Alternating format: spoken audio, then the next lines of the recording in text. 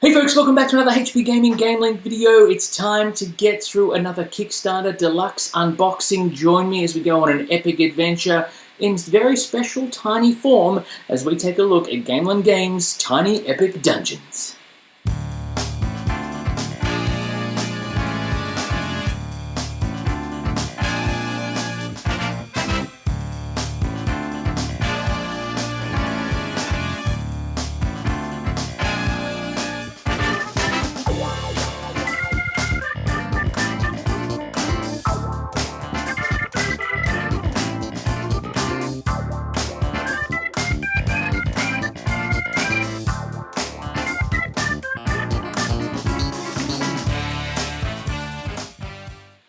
Hey folks, welcome back. Thank you very much for joining me. If you don't know me by now, you really should. My name is Matt. Don't worry about it though. We are destined to become the very best of friends. As I said in the tease, today we are taking a look at the Deluxe Edition Kickstarter for Tiny Epic Dungeons by GameLINK Games. Now, for those of you who have watched the channel, you know that we dig our Tiny Epics. They are a very small box with a lot of crazy fun times contained therein.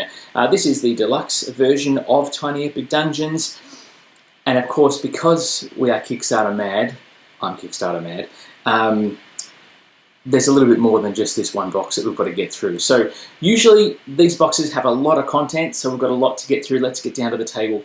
We'll show you what's in the box. First and foremost though, check out this juicy artwork.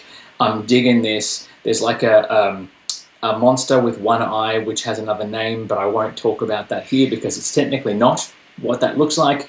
It's a dungeon crawler. I just don't know whether that is, the camera is just doing justice. It's just absolutely amazing and I can't wait to get into it.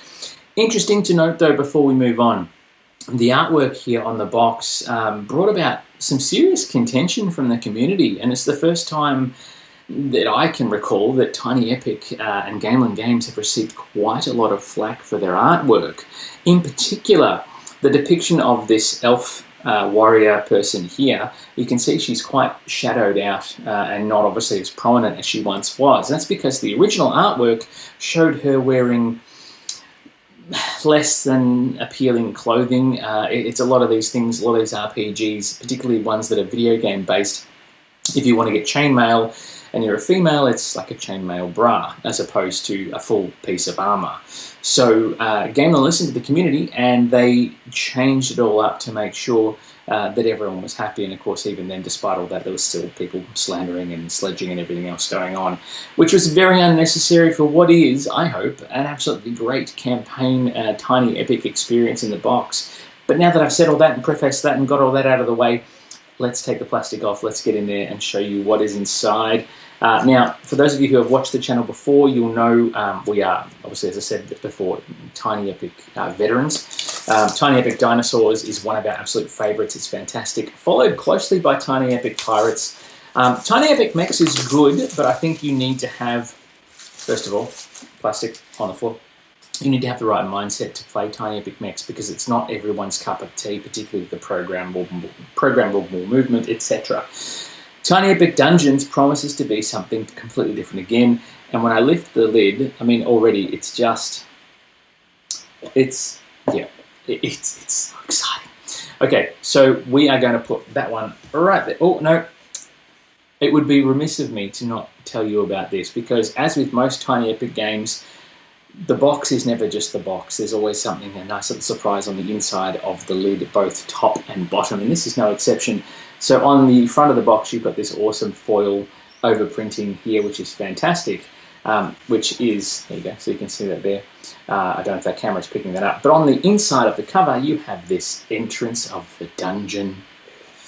I dig it. It looks so good. I love it. Oh my gosh, the artwork in these games is always chef's kiss, fantastic.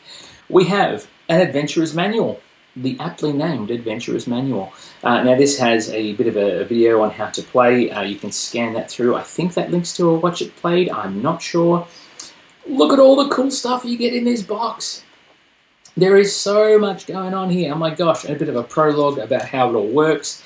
Now I will say this, the Tiny Epic Games There is so much involved. It's once you understand the concepts and how the movements works and how the actions work, etc., you can usually get through them relatively quickly, 45 to 60 minutes. But when you're first learning the game, my God, the learning curve can be huge. And this looks like it's going to be no exception.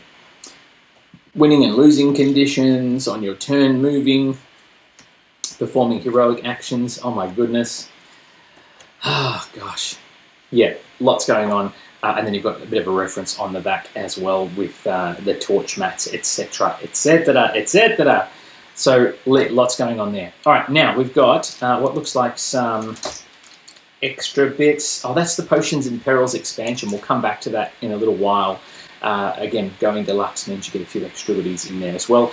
Now, I did an unboxing recently and I removed the solo component, extra Kickstarter exclusive, and then buried it under a lot of stuff.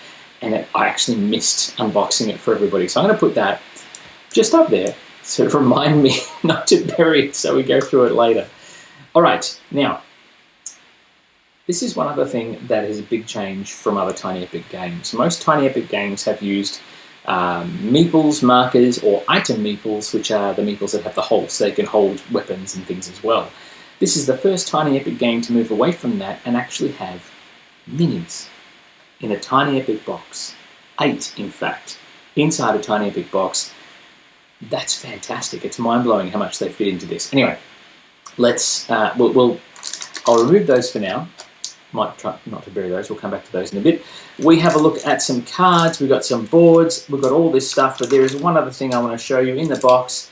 Oh, that's interesting. Nothing on the inside lining of the base. Wow. Usually, there is a whole lot of stuff in the bottom there, but no such love. That's a shame. That's a shame. Maybe they ran out of time. Maybe they didn't get as much money on the Kickstarter. I don't know.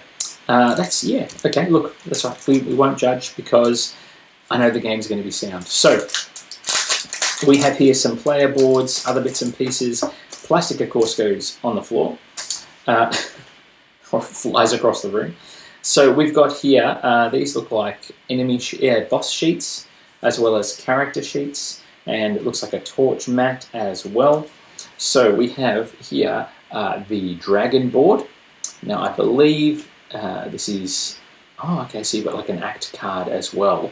So maybe you play through the acts and then reveal the boss at the end, if you make it that far, and I stress if you make it that far.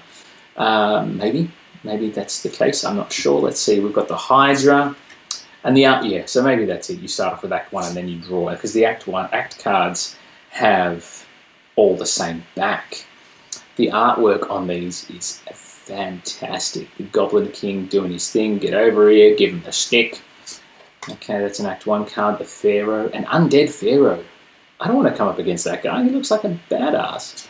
The Gorgon. Whoa, Medusa styles, that's cool. The Seer. Now, that looks like, well, beholden unto other people, it looks like something else, but that's okay, the Seer is cool. You've got Grokul, half-orc barbarian. Now, that's one of the heroes you can play as. And on the back, it's got a bit of a reference card. So, I think this game is 1 to 4 players. Yeah, so for those characters you're not using in your adventure, they become reference cards for each player, which is awesome. So you have Grokul, the half-orc barbarian. You have Etherina, the elf sorceress. You have Ulessa, the dwarf cleric. Winkelas, the elf ranger. Moonblade, a wood elf rogue. Now that's the lass that we saw on the cover. And then you've got Sir Lannan, the human paladin.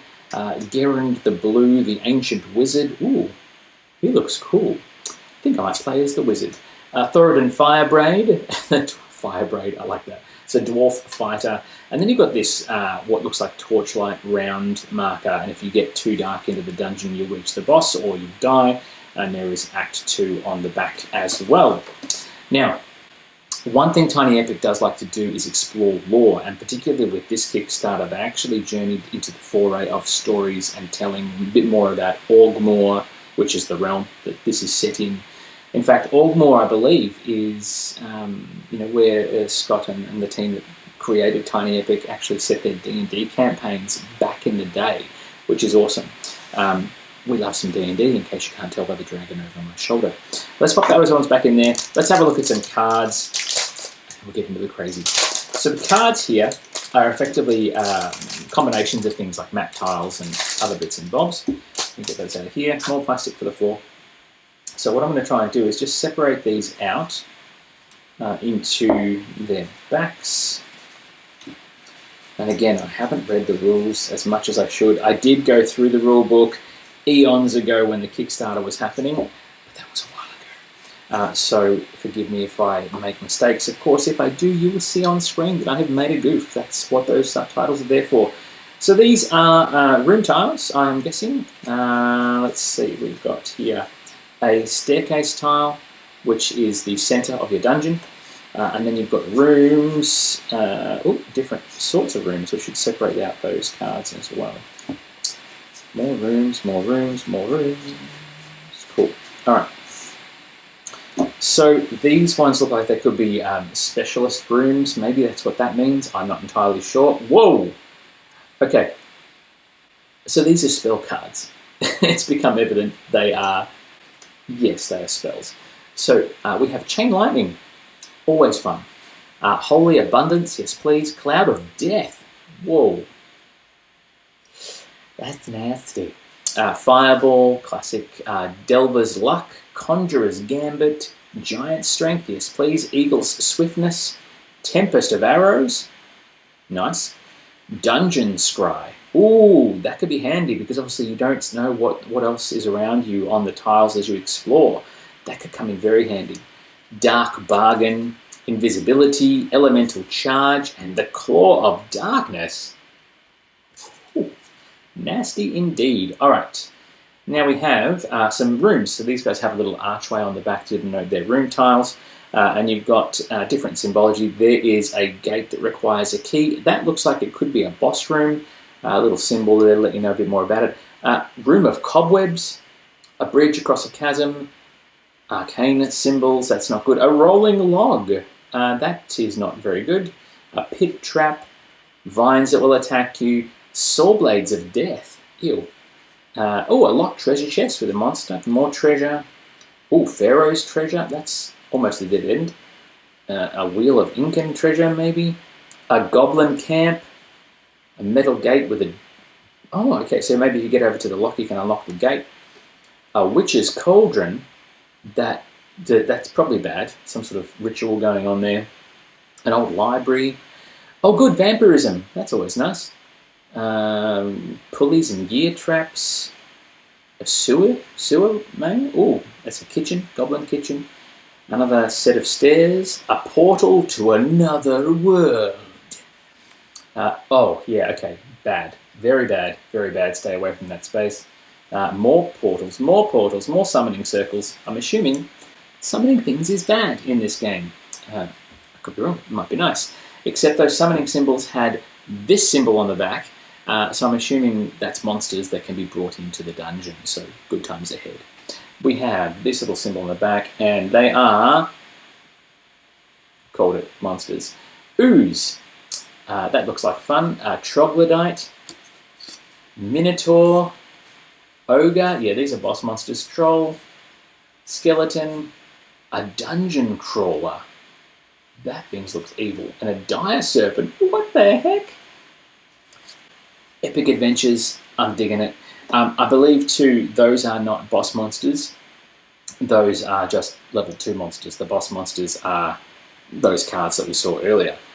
So these are your basic monsters, I think, denoted by the green symbol and the symbols you saw on the room cards. And you've got a stabby goblin, not just a normal goblin, a stabby goblin. Another stabby goblin. Oh, a boomy goblin. Oh, look out. He's got some pyrotechnics. Another boomy goblin. A pokey goblin.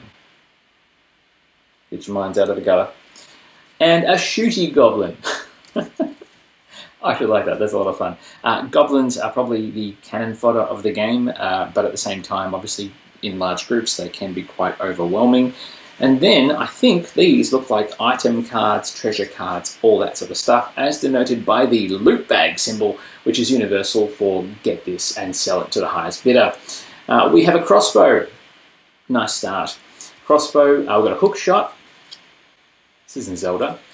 Ruby figurine, which is worth a red... Oh, Jade figurine. This gives you extra die to roll, or is that extra resources to spend? Maybe that's what that is. Sunhammer. Spiked buckler. Elven chain, always good. Violet cape. Cursed dragon scale. -1 to armor, but it gives you +1 to every other stat. Risk versus reward. Long sword of the lion. Shield of the lion. Plate mail of the lion. Greaves of the lion. So if you get a full set of armor for all the same type, you obviously get a bit of a boon. So it's worth collecting. Great axe of the bear, throwing axes of the bear, war horn of the bear, studded jerkin of the bear, not jerky, jerkin, claw of the panther, longbow of the panther, cloak of the panther, glove of the panther, great staff of the phoenix, spell tome of the phoenix, ring of the phoenix, robes of the phoenix. I can't decide which set of armor I like best. I do like the idea of the panther with all the crossbows and bows and stuff. I'm playing through Shadow of the Tomb Raider at the moment, so there's a lot of archery going on in my world. Maybe that's got something to do with it, I don't know. But that's a lot of cards. But otherwise, that's your play area. The cards and these here. Everything else is done with tokens, minis, dice, that sort of stuff, which is kind of groovy. All right, let's have a look at some tokens. Now, I'm not sure exactly what these all denote. But yeah, I'm sure if I get something wrong, it'll pop up on your screen. But there is a ton of stuff in here. Usually they separate it out, but they've just sort of lumped it all in. But that's okay, we don't mind, we're going to make it work. So, that one doesn't go on the floor, that's a storage bag, so we'll keep that to the side for now.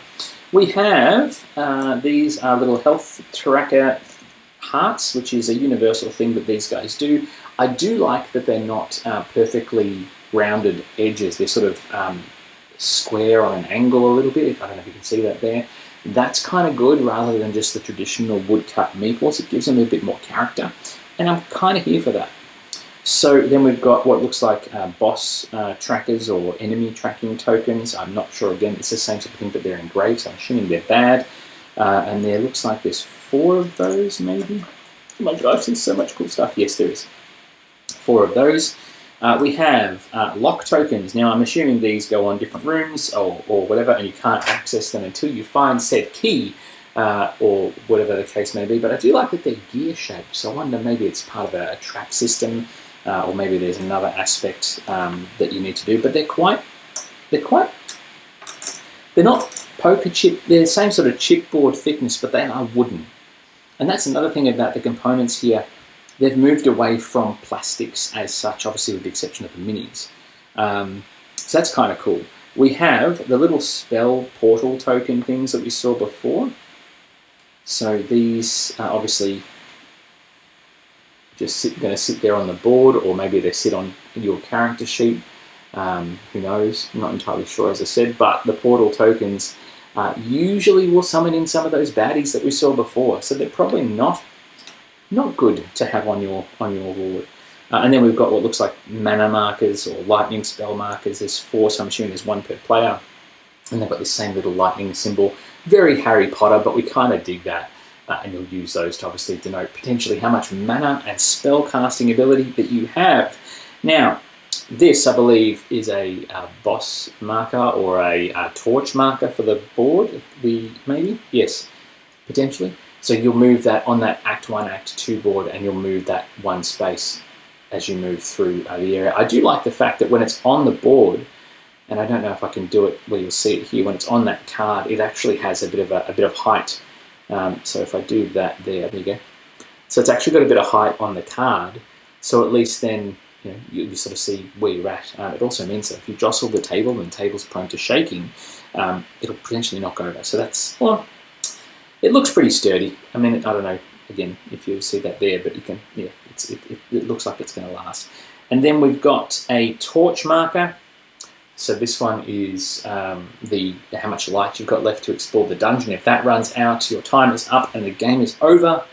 And then we've got 1, 2, 3, 4. These are our little goblin meeple dudes, or tokens, I should say. And they denote all the different folks. So stabby goblin, shooty goblin. No, they're all different poses. Pokey, stabby, Boomy. What was the other one? Pokey, stabby, boomy. Chargy, shooty.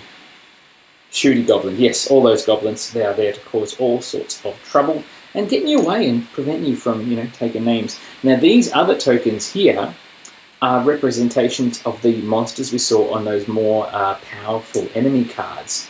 So here, and again, screen printing, look, they're a wooden token with a screen overprint or a heat print, which is a heat transfer, which is fine.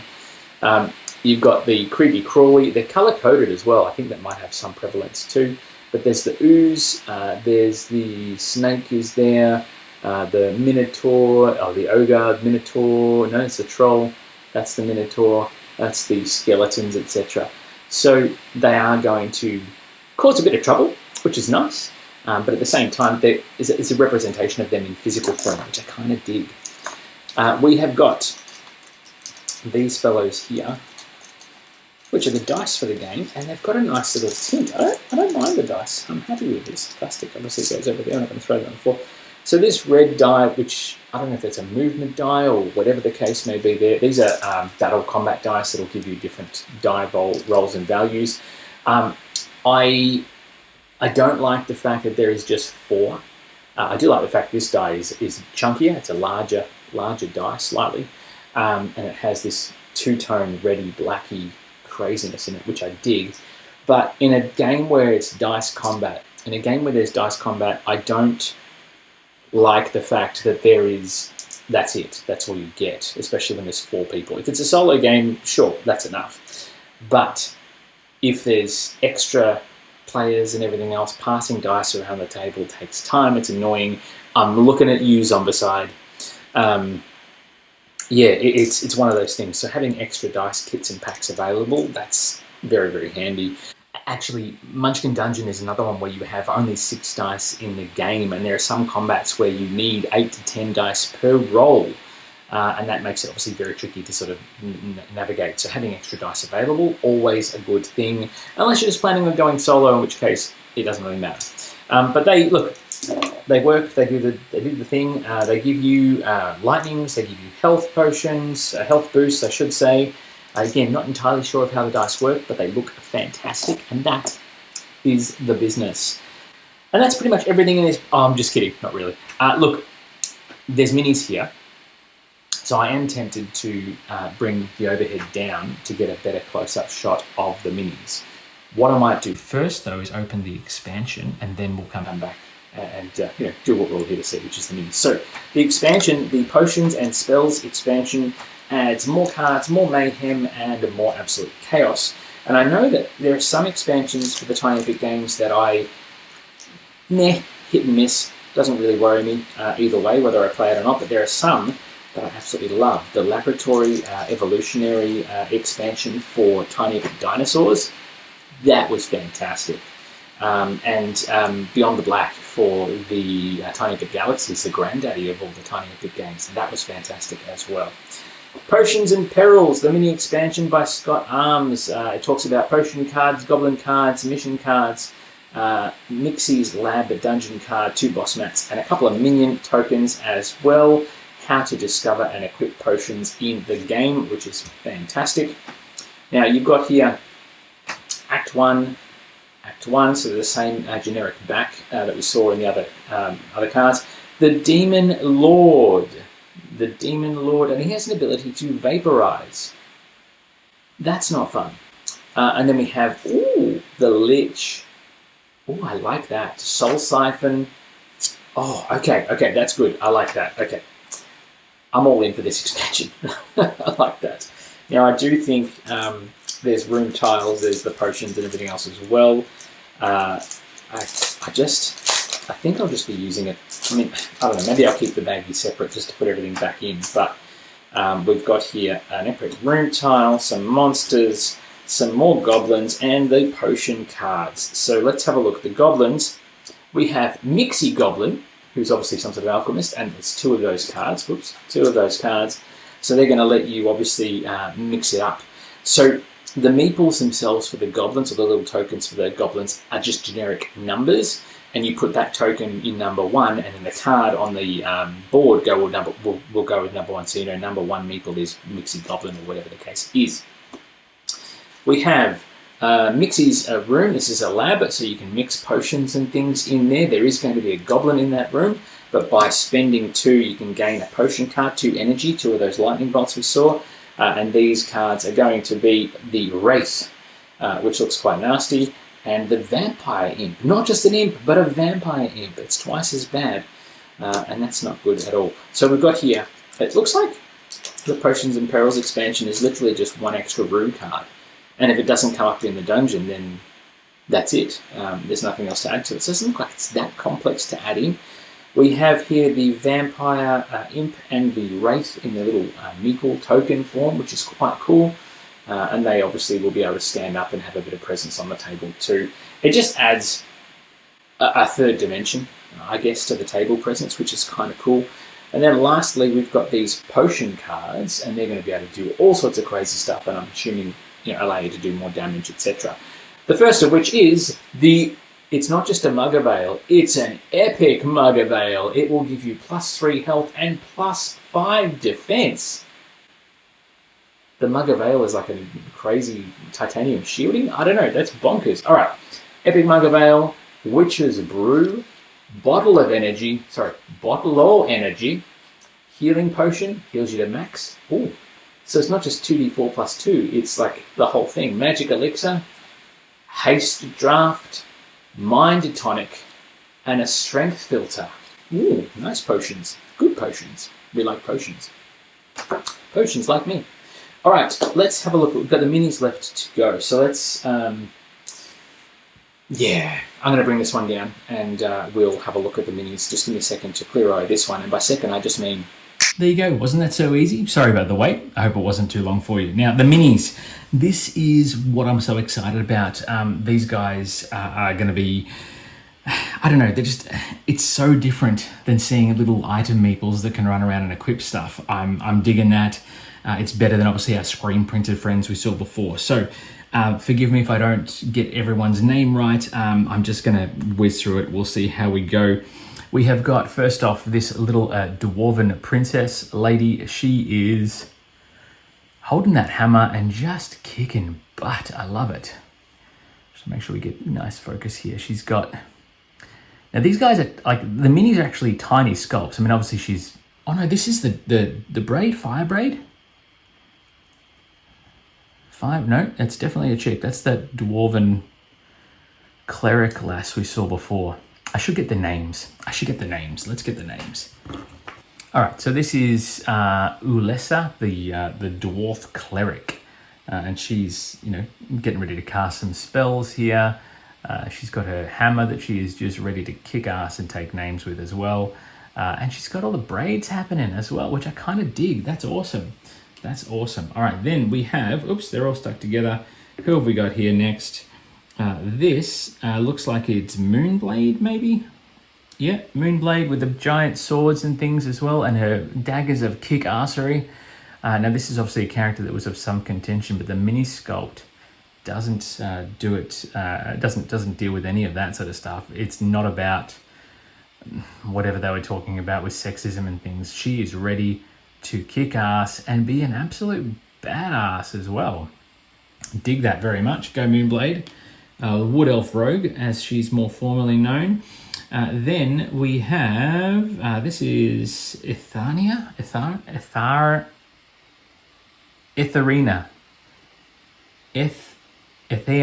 Ithana, sorry.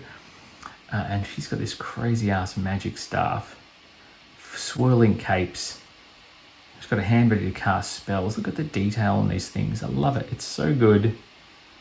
Swirling capes. The hair is in full-on windswept action mode. Look at that robe. I love it. This is so good. Okay. Then we've got here. This looks like... is this Wincalas? Yes. This is Wincalas. He is an elf ranger. And he is got his dagger, his sword ready to go. He's got his bow on his back. He's got his windswept look happening with his pose. I mean, this this is a tiny epic game, for goodness sake. Why is there so much detail here? I love it. I love it. I love it. This is fantastic. There's details here to rival some of the other major mini games out there that have minis and everything else as well. Sir Lannan, the human paladin. Oops, there he is, the human paladin. He is, again, ready. He's got his big sledgehammer, warhammer on his back. He's got his little cloak and all his finery. He's got his helmet in his hands because he's ready to not take any BS. Oh man, I dig it. I dig it. I dig it. I dig it. Okay. Then we've got, this is Thornton Firebraid. There he is. He's got his shield. He's got his hammer. I love that he's a tiny little midget. You can see he's got his dirty, great big braided beard right here, which is huge. His shield's taken some licks, but that's okay. He's got a mohawk because why the hell not? And he just looks absolutely boss. Decisions. I can't decide who I want to play as. I think playing as Moonblade, the Wood Elf Rogue, and then getting that armor of the Panther would be fantastic and work well together, but I don't know. Let's see. We've also got the wizard fella here. What is he? Gerund the Blue. Gerund the Blue is here. And he's, look at this. He's obviously casting some sort of arcane magic crazy spell. He's got this staff, the cloak, the flowing robe, the book that is floating in midair as he makes some sort of incantation. Oh my God, it's so good. I love it. I'm digging it. And then we have the half-orc barbarian, Grok-Ul, which is here. He's got this big art. That axe means business, man. I love it. All the studded armor, the plates, the braces, the glabies, all that sort of stuff. He is just looking boss as hell. I love that. I can't make a decision as to who I want to be. There's so many to choose from. I'm loving the minis. I'm loving the deluxe components. I'm loving the idea of that Potions and Perils expansion. That looks fantastic as well. And that is it. That is everything. No, it's not everything. It's a tiny epic game. That's not everything. We've got plenty more to show you. Most importantly, we have the Tiny Epic Dungeons Stories expansion for you, which obviously adds quite a lot to an already amazing game. In addition, I talked before about the meeples and things and everything else. So there's not really anything for the boss monsters other than those cards. Guess what? We got boss meeples as well for you. Now, it's not minis, they're meeples, I know, but still good fun. And then we also have, I talked about it before, I said it before, and I'll say it again, an extra set of dungeon dice, which I dig as well. So while we've got the camera down here, before we get into the stories and things, let's have a look at the close up these ones here, and then we'll have a look at the stories expansion. So first, the dice, because you can never have too many dice with a game like this. I don't know, they've added it in as a bonus, so you can obviously purchase the add-ons. But I think it's a necessary, or a necessity, I should say. Particularly if you're going to play this game with multiple players. Even if you're just playing with one other person, having your own set of dice is fantastic. And this looks like it's got effectively the equivalent of 10. Three players, three sets of dice total, including the base game dice. So, kind of digging that. I will say the bag is not been very sturdy, but that's all right. So this is going to let me get a bit of a close-up on the dice as well for you. So look at these, look at them.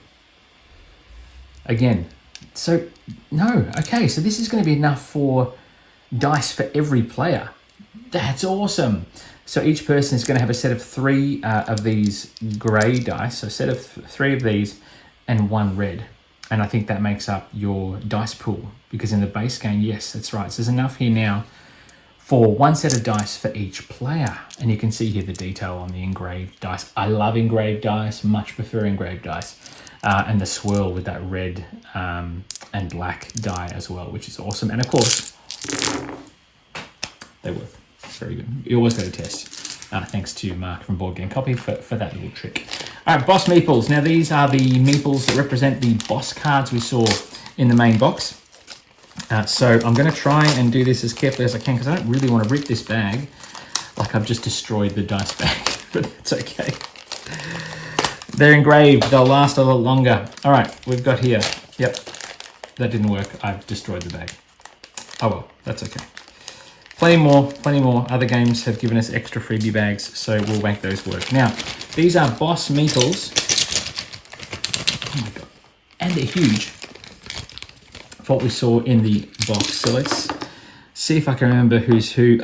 Well, this one we know and love. This is our Seer monster. Also goes by other names. But yeah, you can see he's quite, if you put him next to, say, the goblin and one of the goblins and the other fellows from this, like the level 2 monsters, they are considerably bigger and will look fantastic on the table. So there is the Seer. Then we have that dragon fella that we saw earlier, who looks bloody fantastic. We've got the Lich or the Wraith. No, I think that's the Lich, which is cool. Then we've got, maybe that's the evil wizard fellow, undead wizard. We've got the Gorgon, otherwise known as Medusa.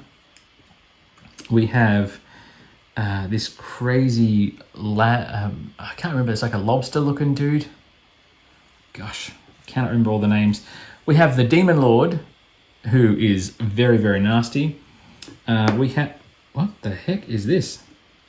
We've got the Hydra here, which is pretty straightforward. We have the Goblin King, who looks awesome.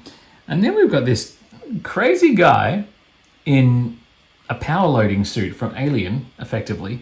I don't remember seeing him in the game. Maybe I've got it wrong. Maybe I need to know. I need to know. Let's have a look and see if we can find this guy in the boss cards. Goblin King, Pharaoh, Gorgon, Seer.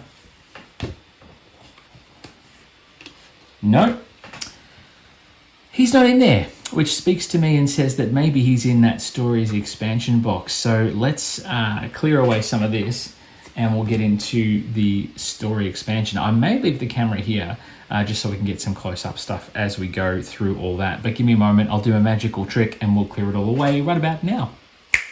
There we go, nice and easy once again, fantastic. Okay, so let's have a look at the stories expansion for Tiny Epic. I'll show you what that looks like on the overhead here. A perilous expansion for Tiny Epic Dungeons by Scott Arms, who is pretty much a man who turns everything he touches into gold. I am really looking forward to So You've Been Eaten by him as well, which looks fantastic.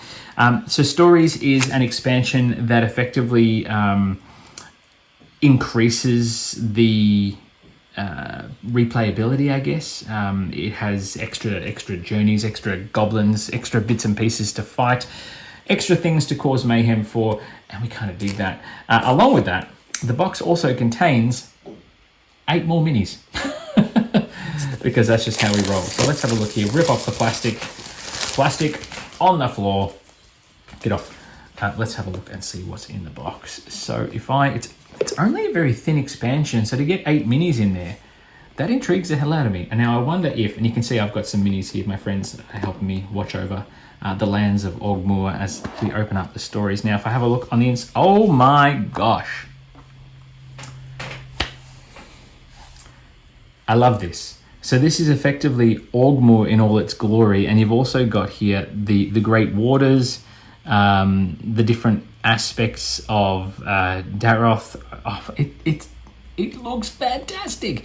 So if you've ever played a Tiny Epic game in the fantasy realm, obviously Tiny Epic Galaxies not so much, it's all contained on this map, places you have been to, etc. And I love that. That's fabulous, absolutely fabulous.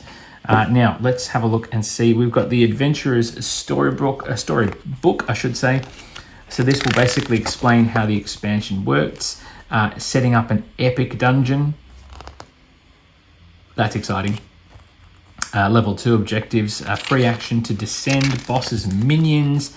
Level 3 dungeon, and there is a map of Ogmore as well. There's the Goblin Coast, as we saw before. An expansion icon references for different things, loot icons, etc., which is brilliant. All right, let's have a look. We've got cards, we've got all sorts, we've got everything. We have got, there he is. So that meeple, that big fella we saw before, he's in this expansion, which is fantastic. So we'll get rid of that. We've got a couple more heroes as well as we saw, but here he is, the Tinkerer. Now he is level 8, has static field, has servo slams, his boss card. The Mind Lasher, that was that lobster guy that I didn't see before. Okay, so he's part of the expansion as well. 2 more boss cards. Then we've got Aetorus, the Elf Warlock. Liking that. Clotho, the Human Psionic. Oh, hello. Zhuizong, the Pandakin Brewmaster. Lara Gambit, the Human Adventurer. Oh my gosh. Okay. Sir GameLINK, Guardian of the Order. Yep, fantastic. He's always going to make an experience. Evelyn, the Dryad Druid. Nilly Songheart, the Halfling Bard. Zezili, a Human Monk. Wow. Okay, so let's have a look and we'll see what else we've got in here. We have objective markers and tokens and things. I'm going to keep the bag for these ones too. So this adds 2 more heart trackers that we saw before in the game to allow for extra minions and things. You have an extra one of these, which is that tracker that we saw before, but in red, and I'm assuming that's because it's part of the epic dungeon setup, which I'm digging, by the way. We have, it looks like an objective marker or an adventure marker with an A on it. And then we have the same, but with a B. So maybe that's A side, B side, who knows exactly. We have those boss monsters we saw before, or cards with the epic monsters. So I'm assuming we'll have a look at those in just a moment. There's a little golem-y dude as well, which is kind of cool. So they're going to be in here, in those cards that we saw. So we've got the Mighty Goblin. Now he has a bit more clout than his smaller minion predecessors earlier. And the Spelly Goblin, not Smelly Goblin, Spelly Goblin. And then you've got some items. So the Mage Blade of the Scarab, Ward of the Scarab, Vestment of the Scarab, Orbs of the Scarab, and it's got this icon. I'm assuming that's because it comes from the stories expansion. Fangs of the Viper. I like it. Smoke Pellets of the Viper. Shadow Gi of the Viper. Eyes of the Viper. So monk or rogue, that sort of thing. You've got a dungeon map. You've got bedrolls. Everlit Torch. Oh, that could come in handy, particularly if you start running low on gear. Ceremonial Spear. The Fire Elemental. That's the minion we saw before. And then, of course, the Golem minion. Some more room tiles. This one allows you to potentially rest as well. And then you've got a prison. Not so good. Golden Treasure Phoenix. That's cool. Pyrotechnics and Fireworks. Cool. Is it the Well of Fears, or is that a giant pensieve pool? Who knows? And then you got the story elements. So these are different quests that you can embark upon. Cut deck B of the dungeon deck into 2 halves and shuffle the arcane ritual in there. Rescue adventurers, dimensional debt, the Golden Phoenix, the Pyrotechnic Heist, Curse of the Hobgoblin, Purify the Aquifer, and Scry into the Future. So those mission cards effectively use some of the cards we've just seen in room tiles, but also the base game room tiles as well. Wow. Okay, let's have a look at these fellows here. See if I can determine who's who. We'll see how we go for these minis. And that gives you a total of 16 different characters to play as in this game. That's fantastic. I'm digging it. All right, let's have a look. We'll see what we've got here. I'm just going to put all this to the side once again, and let's lay out and figure out who is who so that we don't get confused as to who is who. And hopefully I'll get it right. If I get it wrong, let me know. Let's see. I think most of these will be recognizable, but that's okay. Let's see who we've got. We've got, this is the Bard, Nilly Songheart. There she is. The Halfling Bard. She's got her lute. She is doing her thing. Going for a stroll. Got some long flowing hair. Now, as innocent and as simple as she looks, I reckon she's going to be able to hold her own, which is fantastic. She's going to be able to do some serious damage. We have got Lara Gambit, the human adventurer / tomb raider. Look at that. Look at those whips. I should call it Lara Jones. That would have been cool. At least then we know what she's all about. I do like that she's wearing a kick-ass fedora because, why not? And then we have here, this is Clotho, the human psionic, who is causing all sorts of matters of business here, which I dig. I love that. Got a hand up, ready to go. So good. So good. We have a Taurus, the elf warlock. All of his horns and his casting. He's muttering some sort of crazy spell here, cursing everybody. Who knows? But he's got the flowing robes and stuff as well. They just look fabulous. They look so good.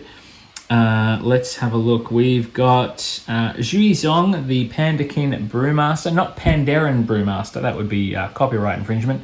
Pandakin Brewmaster. And there's got massive pint of something that's thrown around. The detail on this is sick. I love it. And I like that there's a little beer symbol as well to cause trouble with. I love that. Fantastic.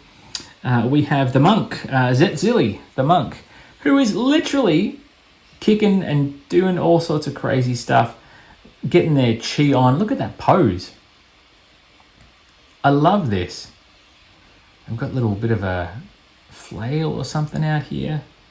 Is it hair coming off? Yep, that's it. It's monk hairstyles, doing all sorts of crazy. Man, I love it. I love it. It's so good. Evelyn, the dryad druid. And she's here too. She's got like a fairy coming out of her hands. Or is that a dove or something? Fairy. Look very friendly. Very elementally friendly. She's got the robes and stuff there. Like she's got plants and stuff. Druid dryad. Because, she's half plant. Half human, half druid, half whatever. And then you have Sir Gamelin, Guardian of the Order. And of course, they've made his mini look absolute boss. And quite fairly rightly so. Look at this guy. He means business. Look at him. Look at him. So ridiculous, but I love it. And he's got that. Look at that. Come on. The biggest and baddest badass of them all, bringing all sorts of kick-assery to the table. Man, I am pumped. I am pumped for this. I cannot wait to get this to the table. I've got a backlog of games that I'm trying to play through. And, this is no exception. This is one of the ones I've been trying to get to for a while now. But Wednesday nights when I do most of the recording, usually the kids go to bed by 8 and I have the house to myself for a little while. So there's all sorts of crazy stuff going on. So I can't decide. I can never decide what to do, what to game with. It's one of those things. But that's it, folks. That is the end. That is the unboxing of the Kickstarter Deluxe edition of Tiny Epic Dungeons, the Tiny Epic Dungeons stories, and a few extra bits and pieces for you as well. Out of all those heroes, which one is your favorite? Who have you played as? Have you played this? Did you fare well? Did you get, it's a cooperative game, but did you fall to the darkness, so to speak? Did you succeed? What are your thoughts on this next venture into the Tiny Epic world and the theme that it presents? It just looks fabulous. Production elements off the chart, as you can see here. It just looks amazing, and I'm excited to see how it looks when it gets to the table. Before I do sign off though, guys and girls, I just need to say a big thank you, of course, to our Patreon supporters for all of their hard work and support and allowing us to do all the crazy stuff that we do. Thank you very much. I love your work, sweeties. It's amazing. If you want to jump on board the Patreon page, obviously just have a look for us. There's a Patreon link in the description, and you can jump on board, join our gamer army, and get access to all sorts of goodies. Dungeons & Dragons stuff is coming. Jake and I have had a few issues trying to communicate and work out times. He's got his own podcast coming up as well, so make sure you check that out. Theatre of the Mind Flayer drops March 29th. Hopefully this will be up by then. We'll see how we go. In addition, folks, there is more unboxings, more content coming on, and I have just found out that I will be going to PAX here in Melbourne in October. So I will be bringing you the love from the tabletop sections, all things tabletop from PAX, which will be amazing. So look out for that. And our live chat is coming up with the creators of Strike Deck Dinos as well. So there's lots going on. Plenty you can watch on the channel right now, folks. Thank you if you've got this far. I will see you back at the table. Be nice to each other. Get out there, play more games. Until then, it is bye for now.